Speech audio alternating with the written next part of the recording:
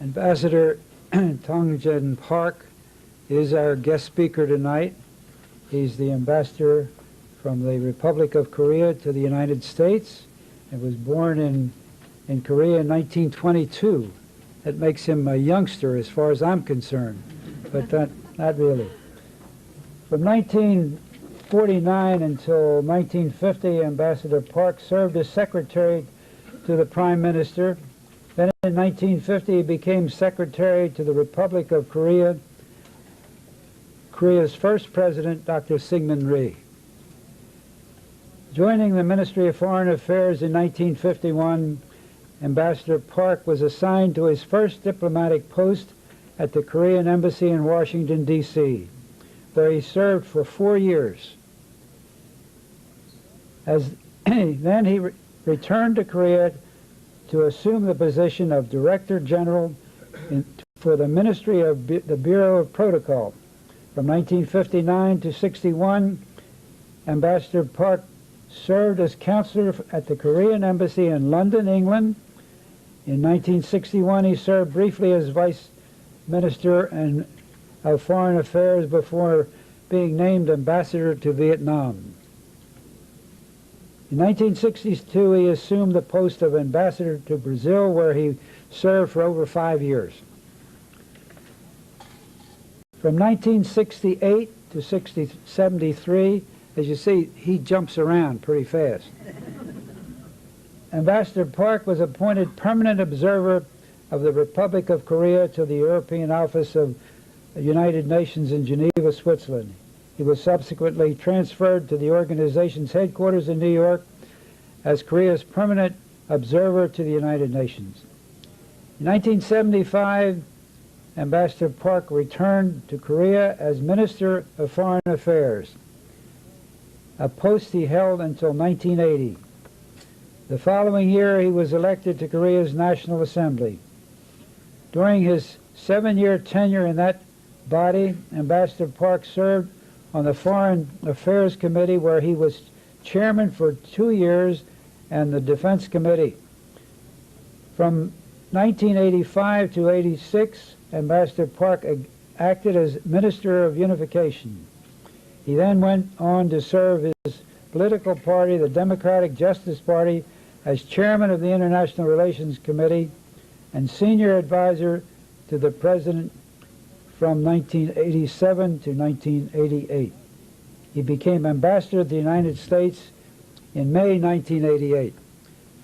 Now, some of the plaudits, this gentleman who has been well received everywhere in the world, and I'm just going to tell you a few of the places where he has been awarded distinct service merit.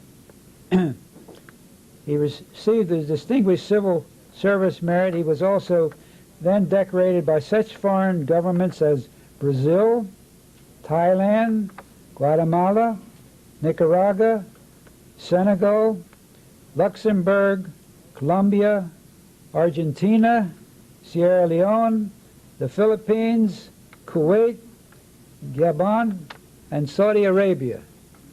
Now, in order to do that, you've got to be twins, I think. But somehow he did.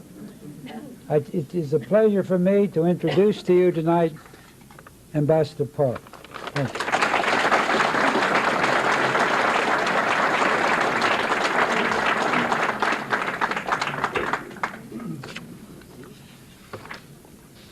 Thank you, Mr. Wallace, for your very kind introduction.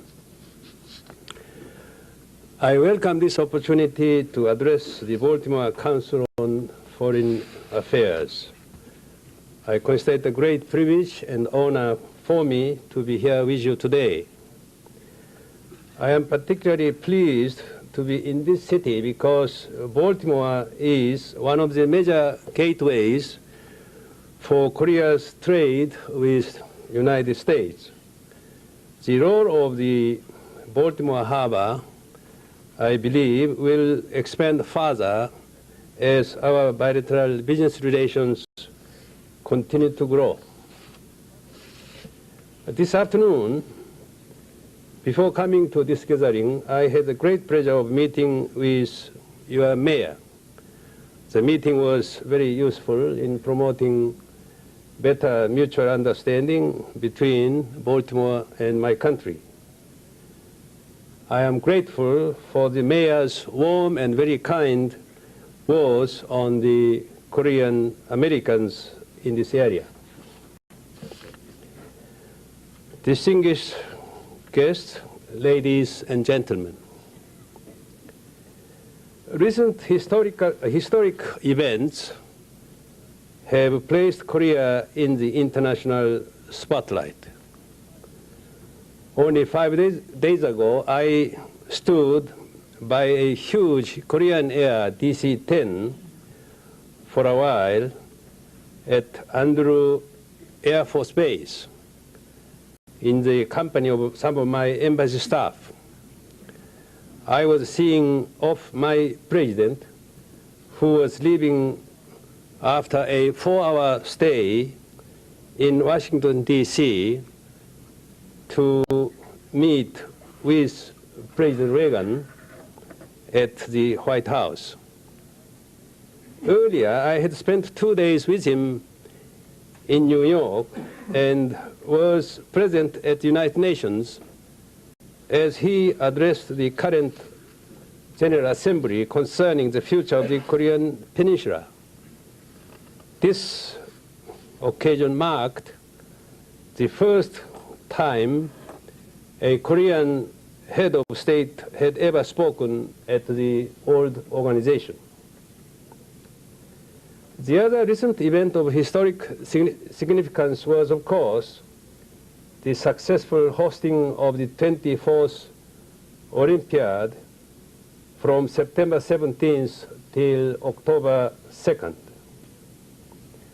The Olympic Games were attended by some 13,000 young athletes, representing 160 member countries of the International Olympic Committee.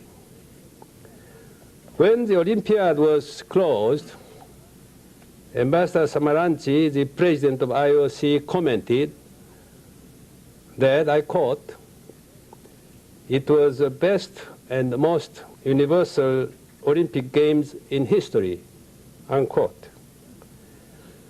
The young and modern Korea of today is moving forward with great speed in many areas, both domestic and international. Today, I would like to share with you some of my thoughts on the political and economic life of Korea to help you better understand what we in Korea are striving to achieve in the next decade and how we view our future relations with the United States. I would first like to discuss Korea's political development. 4 decades ago, democracy was still a new concept for us, and we lacked all the prerequisites for this political system. Korea, like most of other countries in Asia, had lived for a long time under a different system, namely an authoritarian government based on Confucian philosophy. After World War II, we saw our country artificially divided into 2 parts. We experienced a sharp confrontation of 2 opposing ideologies, driving us eventually into a tragic war. In order to overcome all these hardships and tensions, strong government leadership was imperative. Consequently, Korea's progression toward full democracy was slow and sometimes painful.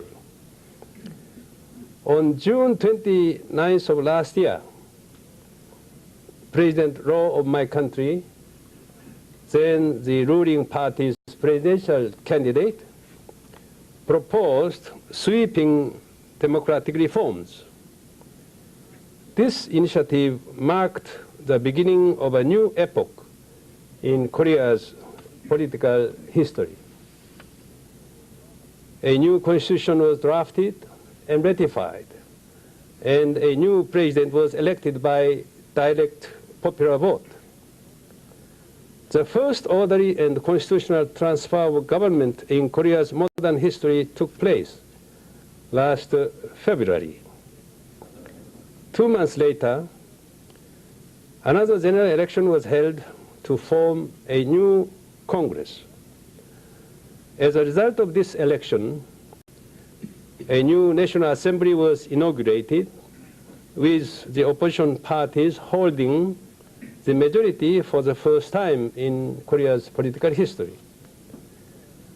Opposing political agendas have been successfully transformed into a workable consensus, and vigorous reforms have been put into practice. The Trilateral Commission, which I believe you are familiar with, commenting on Korea's political evolution in a recent report entitled East Asia in Transition, wrote, I quote again, "South Koreans are ready for democracy. Korea has changed in a fundamental way," unquote. President Roh of my country has firmly committed himself to continuing this process of democratic reforms. Recognizing the President's efforts, the New York Times, in a recent editorial, declared that the country had made unmistakable progress toward democracy and human rights. Korea's economic life has also changed dramatically. 35 years ago, when the Korean War ended, the nation was economically devastated. For most of the first 10 years after the war, our entire energy was focused on meeting the basic human needs for food, clothing, and shelter. We survived on grant aid and loans at concessionary rates. In the second phase of Korea's economic life, we began to grow, but only by borrowing heavily from abroad. We needed to finance not only imports of necessities and capital goods, but also investment in domestic industries. We inevitably experienced a chronic trade deficit and accumulated a huge foreign debt. By the early 1980s, however, the Korean economy was expanding at a rapid pace. Due to the tireless efforts of my government, Korea had succeeded in achieving a 100-fold increase in exports between 1965 and 1980, and a 20-fold rise in GNP during the same 15-year period. Our economic performance has continued to grow. Over the last 7 years, the gross national product has grown by almost 9% annually. The persistent high inflation rate has dropped to a low single-digit figure. Total trade volume has more than doubled, and Korea has become the 12th largest trading nation in the world. In 1986, for the first time in our history, we posted a trade and current account surplus, which we have since maintained. Thanks to this, we have been able to reduce our foreign debt which had once stood as high as $47 billion, or more than half of our GNP. Many economists are now predicting that this year's GNP growth in my country may reach 10%, a higher figure than was expected a few months ago. All these developments in Korea have had an effect on the attitude of the Korean people toward their own country, their own lives, and to the outside world. The self-confidence and morale of the people have been heightened by the signs of progress, the latest of which has been the greatest success of the Seoul Olympic Games. Yesterday, I had the pleasure of attending the welcoming ceremony at the White House in honor of U.S. Olympic team. President Reagan had kind words to say, not only to the athletes from the United States, but to the Korean people. The Olympics, he said, I quote again, were a triumph for our host in the Republic of Korea and for our long friendship with them, unquote. President Reagan could have been speaking for the Korean people as well. The U.S. performance at the Games was really outstanding. Your athletes recorded the best result of all the non-socialist countries. The United States deserves at least one more gold medal for its enormous contributions, both visible and invisible, to the smooth management of the Games. We especially appreciate the security assistance provided by the United States throughout the Olympics. Indeed, the pride and satisfaction in the success of the Seoul Olympics is not ours alone. We will long remember the valuable support and assistance rendered by the United States. At long last, the Olympic Games were free of any major political obstructions, and most importantly, free of any terrorist incident. Security was indeed the major source of concern for the Seoul Olympics.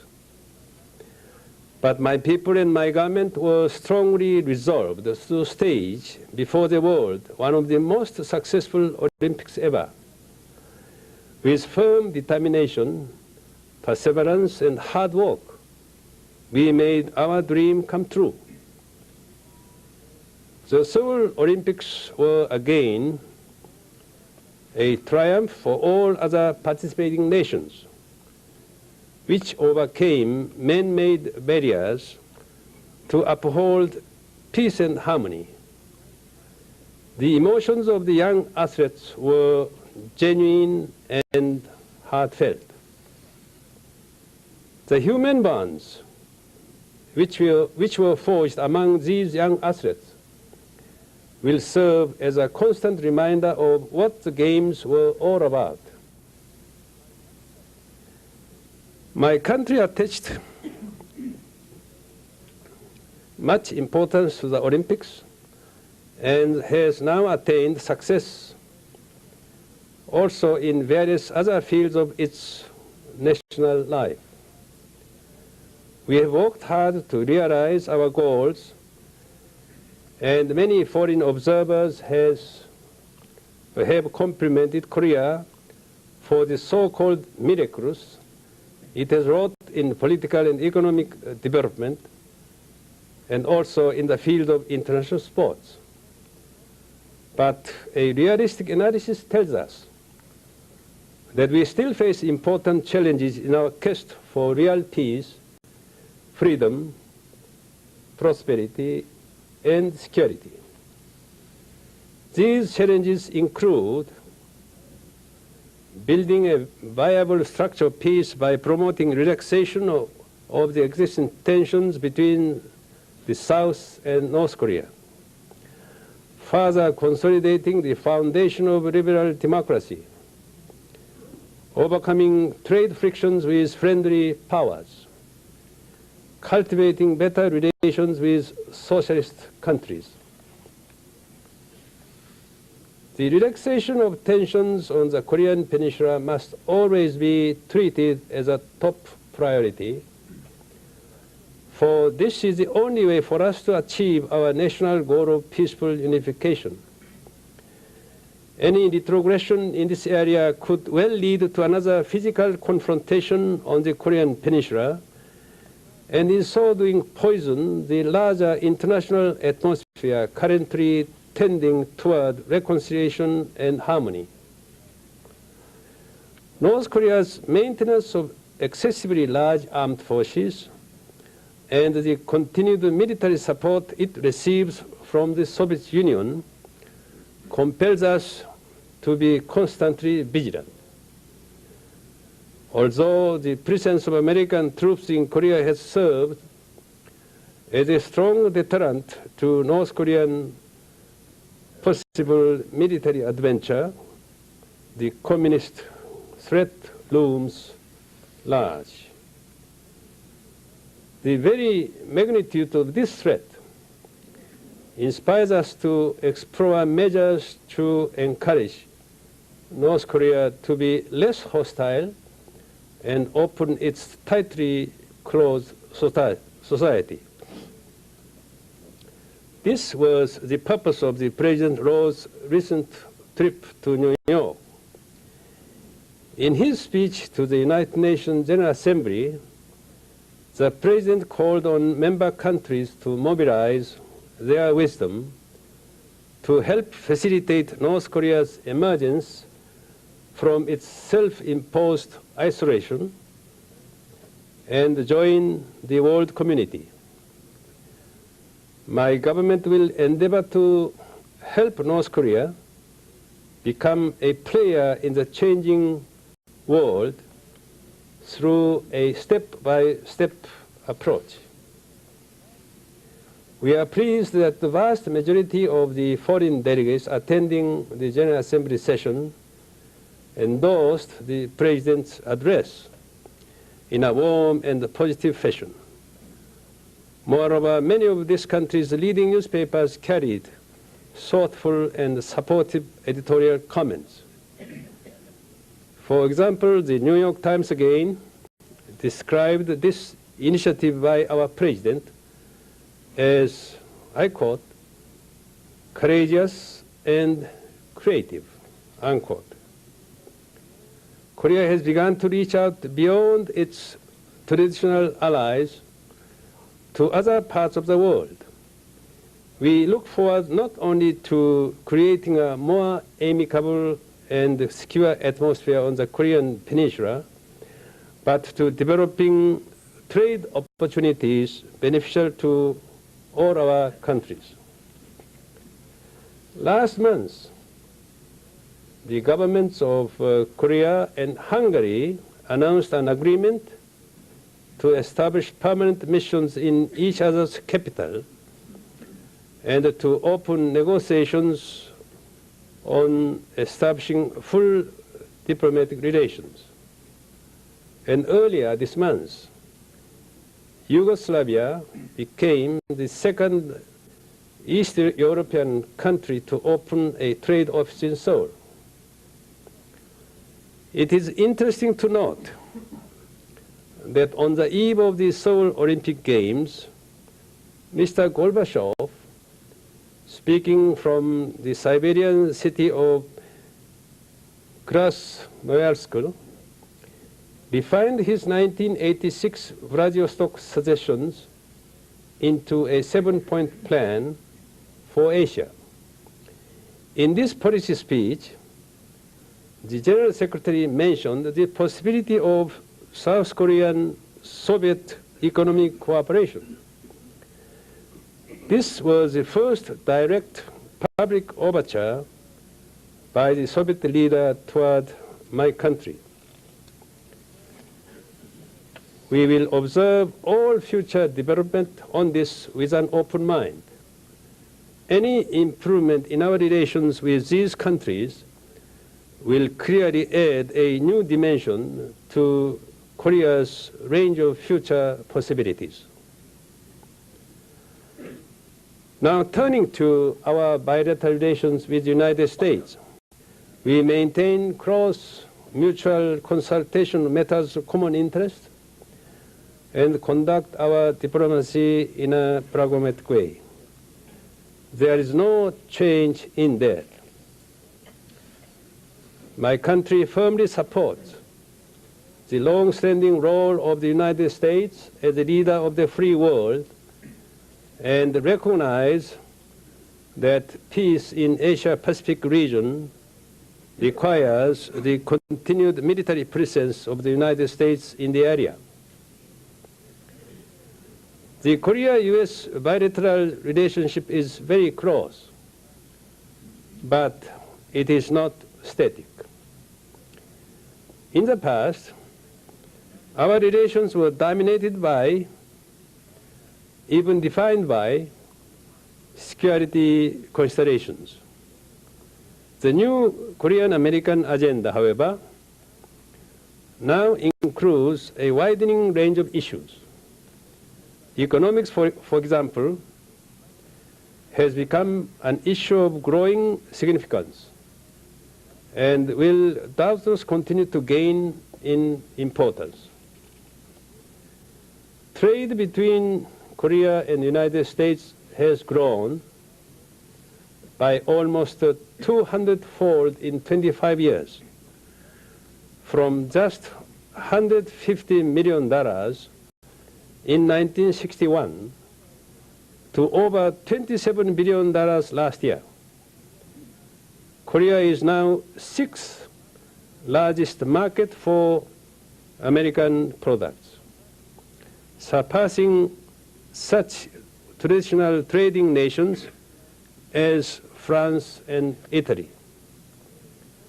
Korea is also the 3rd largest buyer of the American agricultural products. As our trade expands and our economies become increasingly interdependent, it is inevitable that trade frictions should arise. I cannot disagree with Secretary of State Schultz, who said the other day that the current trade tensions between our two countries reflect the dynamism and strength, not the failure of our economies. Many of these tensions can be eased by cooperation between our two governments. We believe that through promoting competition, not protection, we can maintain our competitiveness in overseas market. Korea has been under considerable pressure in recent years to liberalize its markets as quickly as possible and to take on a more responsible role as a mature trading nation. We are working as diligently as possible to achieve these goals. In fact, my government has been taking bold market opening and tariff reducing measures since the early 1980s. Even in the face of sizable trade deficits and despite considerable domestic political resistance. Our import liberalization policy also involves bringing our trade rules more in line with GATT principles. In addition to market opening measures, my government has pursued other economic policies intended to promote our overall economic relationship in a more balanced and mutually beneficial manner. Our new economic policy is aimed at restructuring the economy away from export-led growth toward growth through the expansion of domestic demand. Last year, increased domestic demand accounted for more than half the economy's total growth. The Korean currency, which is called won, has also steadily appreciated against the US dollar since 1986. The won has risen more than 12% already this year, adding to the 11% appreciation in the previous year and a half. Our currency will continue to be adjusted in accordance with international exchange rate movements and other economic indicators, both at home and abroad. Our efforts to promote more balanced trade have already begun to pay off. In 1987, the American exports to Korea increased by 34%, while imports from Korea grew by less than 32%. US exports to Korea are expanding even faster this year. During the first 8 months of 1988, Korea's purchases of US products increased by more than 44%. In contrast, Korea's exports to the United States grew by only 14%. Thus, the US trade deficit with Korea for the first 8 months of this year declined by almost 15%. One of the most important trade issues between our two countries concerns Korea's agricultural market. We are moving as fast as we can to open this market. This is a very sensitive issue in my country, however. More than 1/5 of Korea's total population still depends on farming for their livelihood. The total amount of trade in question is relatively small, but it nevertheless is one of great emotional intensity in Korea. One should not underestimate the extent of the farmers' opposition to the import liberalization or of the anti-American sentiment which could result from further US pressure. In addition to the trade issue, there is one more important item which I would like to address here. That is the question of burden sharing. I would like to point out that Korea is already shouldering a greater share of defense expenses than most of other major US allies. According to a recent report by the US Korea Combined Forces Command, Korea's total contribution in 1987 to the maintenance of US troops in Korea amounted to almost $2 billion, or about $44,000 per US soldier. Besides, my country allocates nearly 6% of its gross national product, or 30% of its national budget annually for defense purposes. As a matter of Korean government's policy, we will continue to increase its share of the defense burden as its economic strength grows. Ladies and gentlemen, broadly speaking, Korea is undergoing an important transformation of its politics, economy, society, and even its culture. With increased freedom of expression, all sorts of views on both domestic and international issues are coming forward without restriction. It is only natural that this new pluralism should produce vibrations.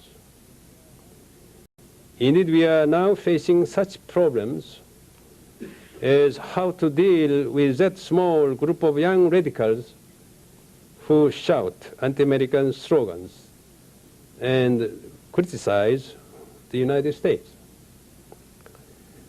It is undeniable that among the young generation in my country, the sentiment of nationalism is growing. We have a population larger than 40 million and divergent views to be expressed. Over the last 40 years, the Korea-US bilateral relationship has developed from that of a lopsided patron-client relationship to a maturing and mutually beneficial partnership. It has now been transformed from a vertical to a horizontal one. In dealing with our bilateral relationship, we must now have a greater sense of proportion and balance as partners. We need to appreciate the complexity of each other's changing political and economic realities while deepening our friendship. As our relationship expands and grows more complex, it may occasionally experience some strains. Our overall relations, however, should be seen in a positive light. What is really exciting about the current situation and future prospects between our two countries is that we are getting more interdependent as time goes by. We can meet the new challenges in the spirit of understanding and partnership. At last week's summit meeting, our two presidents strongly reaffirmed the solid alliance and friendship between our two nations. Although it was a brief meeting, they covered a great deal of ground in our bilateral relations. We will continue to support the leadership role of this great country in the world. We want the United States to remain strong and wise. On our own part, we will do our best to promote our partnership. The simple message that I wish to leave behind in closing my remarks today is that we should continue working together in the spirit of mature partnership to defend and promote our common values of peace, freedom, and prosperity. The general question is, what are your opinions about the future American military role in your country? But the assertion was that the presence of American troops cause social problems and are, in fact, a deterrent to reunification. Would you comment upon that as well? Yes, it is true that this occasionally causes little frictions here and there, but as you know, that is very limited incident, and then I wouldn't say that this poses any problem for us at all. Besides, the presence of U.S. troops in Korea, as I said earlier in my remarks, has been serving as strong deterrent to possible military adventure by North Korea. So both my government and the vast majority of my people believe that the presence of military troops should continue until such time when the positive development in the relationship between South and North would warrant any review of the necessity or the degree of military presence in Korea. So for the time being, I don't see any reason or any possibility to consider making any change in the present arrangement on this particular matter. Is it possible that Mr. Gorbachev's policies will include lessening support for North Korea, thus making reunification more likely?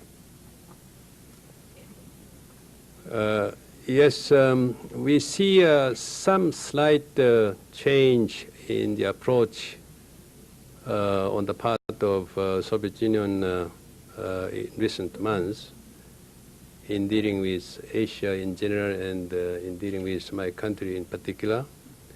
And we certainly hope that he can do something to lessen the existing tensions on Korean Peninsula. But at this moment, it is much premature to pass any definite judgment on this. We simply wish that he will do something meaningful in order to promote the cause of peace on the Korean Peninsula. Will you comment about the degree of independence of your judiciary and their position on civil liberties?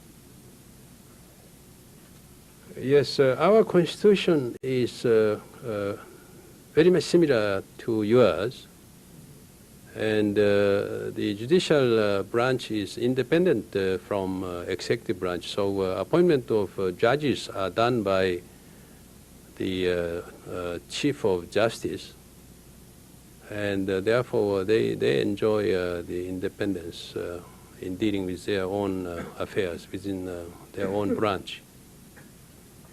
Will you comment upon the likelihood of a peaceful succession in North Korea and the implications of that for your future relations with them? Well, as far as the succession between Kim Il-sung and his son, it is not easy for me to predict how things will develop in the future. But whoever may become next ruler, as far as we are concerned, we are going to continue our effort to lessen tension with North Korea.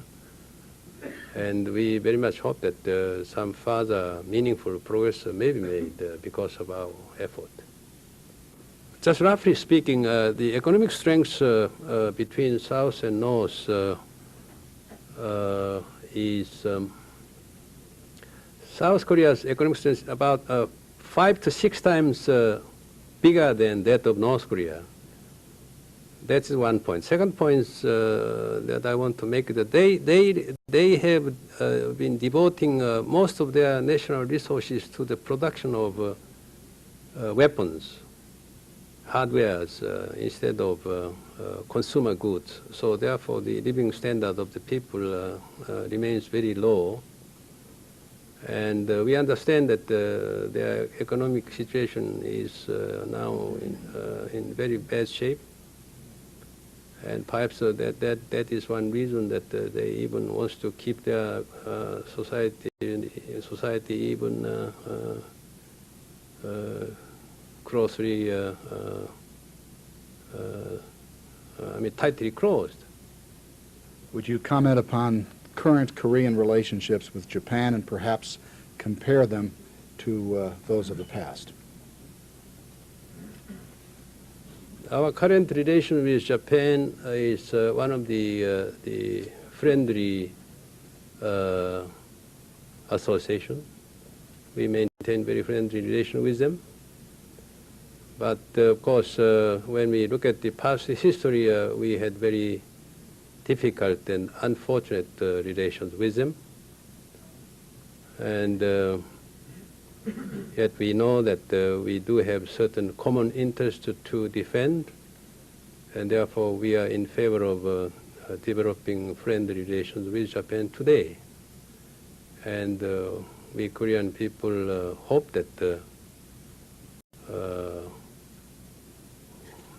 none of us would see the repetition of that unfortunate relations which we had passed in the future. Why hasn't the won appreciated as much as it perhaps should have since 1985 in order to further advantage American trade with your country? Yes, I want to make a few points about it. In the first place, as I said earlier, my country, although in recent years has made a great deal of progress, still belongs to developing world. It is one of the developing countries. And she still owes some $35 billion foreign debt. And the second point is that when you make comparison between Korea and Germany and Japan, I think we should take note of the fact that Japan, for instance, is 10 times stronger economically than Korea. Germany about 7 to 8 times stronger than Korea. In terms of their current account surpluses and also in terms of their foreign exchange reserves, one can make hardly any effective, meaningful comparison between Korea and Germany and Japan. So the whole background is so different. Besides, in our case, we began to enjoy a trade surplus only since 1986. So it's only 2 years old. And on the other hand, the economic progress in Korea has happened so rapidly in Korea, we did not have enough time to adjust ourselves in terms of economic structure to suit this sort of newly developing economic phenomena. We always suffer so much from trade deficit, and therefore our economic structure was geared to cope with this sort of difficult situation until a few years ago. But now, knowing that we are able to make such surpluses, we are going to make a necessary adjustment in our structure, and we are promoting different economic policies since new government came in this February, and therefore we need a little more time before we can present more agreeable policies to outside world. There are two questions. The first is, would you comment further on the problems created for the peaceful evolution of your relations with North Korea, problems caused by the degree of bitterness or distrust that has been created over the past several decades? Secondly, would you comment about the possibility of using some of your current trade earnings to encourage American exports to your country? On your first question, we know that it is not easy to improve our relations with North Korea, knowing that we had war, and that war created very deep-rooted mutual mistrust. And Korea is nothing like Germany, so we didn't have any traffic at all, no postal exchanges, no trade, no exchange of people. Therefore, we know that it is very difficult to achieve our goal.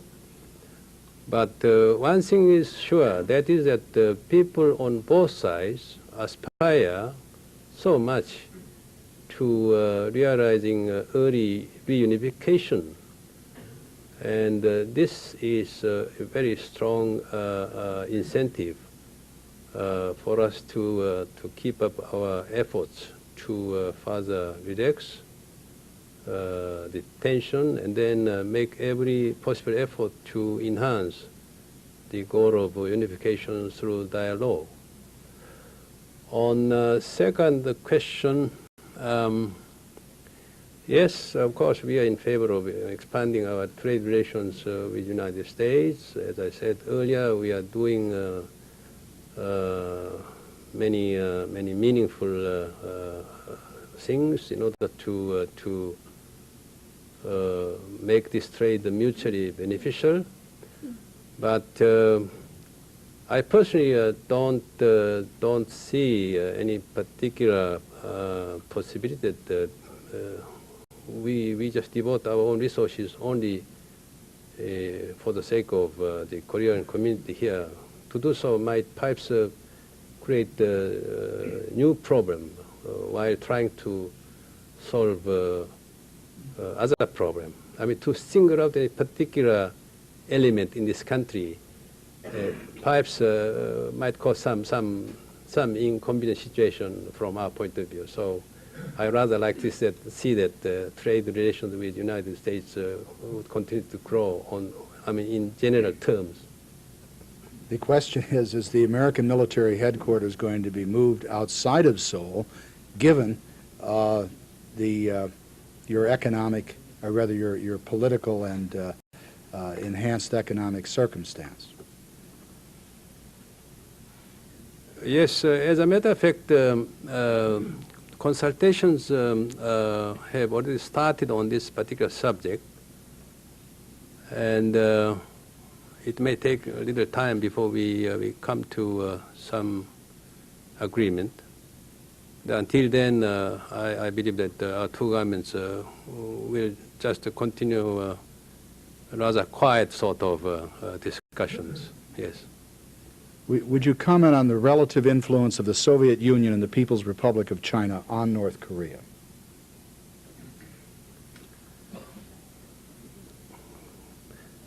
Well, sometimes it seems that they have better relation with Soviet Union and they listen more to them, which means that the Soviet Union has more influence to North Korea than China.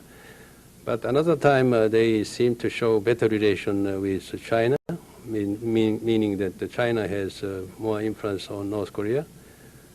So perhaps, realistically speaking, it might be safe to assume that North Korea just take advantage of these two countries to the best of their ability.